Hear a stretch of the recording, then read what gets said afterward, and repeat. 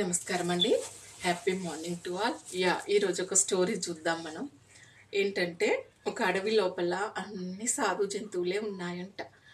ఆ సాధు జంతువులు ఉండడం వలన అవి ఎక్కువగా మొక్కలను తింటాయి. శాకాహారులే అవన్నీ కూడా. సో ఆకులు అలములు తింటూ అవి తమ జీవితాన్ని జీవిస్తూ సంతోషంగా జీవిస్తూ ఉన్నాయంట.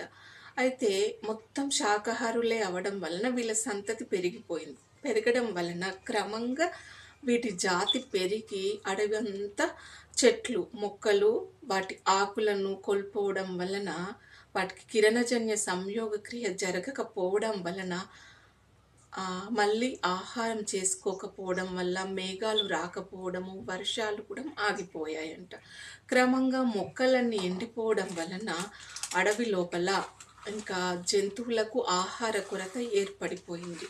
వాళ్ళు రేపు ఏమి తింటామనేసి అనే రకంగా ఉండి ఎండిపోవడం, మొక్కలన్నీ ఎండిపోవడము, జంతువులకు ఆహారలేమి మొదలైందంట.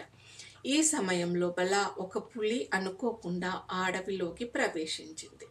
ఈ పులి రావడం వలన క్రమంగా తనకి ఆహారం ఏంటి, సాధు జంతువులు, మేకలు, ర్యాబిట్ సంథింగ్ కదా. సో ఇది వేటాడి తినడం వలన క్రమక్రమంగా అడవి లోపల వీటి శాకాహారుల యొక్క సంఖ్య తగ్గిపోయి ఆకులు మళ్ళీ చిగురించడము, మేఘాలు రావడము, వర్షాలు స్టార్ట్ అయినాయంట.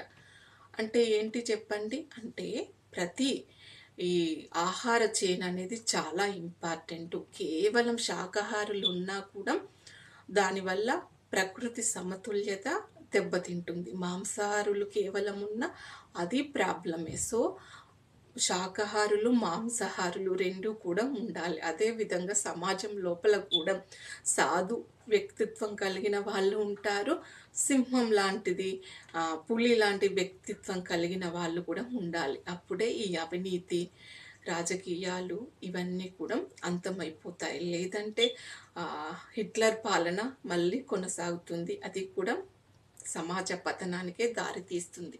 కాబట్టి సమాజం సమతుల్యంగా ఉండాలంటే సమాజం లోపల అన్ని రకాల వ్యక్తిత్వాలు ఉండాలి. ఉన్నప్పుడు పులి లాంటి వ్యక్తిత్వం వచ్చి వీటిని బ్యాలెన్స్ చేయాలి. మళ్ళీ పులి లాంటి వ్యక్తిత్వాలు ఎక్కువైనా ప్రాబ్లమే. కాబట్టి ఇది ఎప్పుడు కూడా ఈక్వల్ బ్యాలెన్స్గా ఉండాలి. సో దీన్ని నీతి మీ జీవితంలోకి అనలైజ్ చేసేసుకోండి.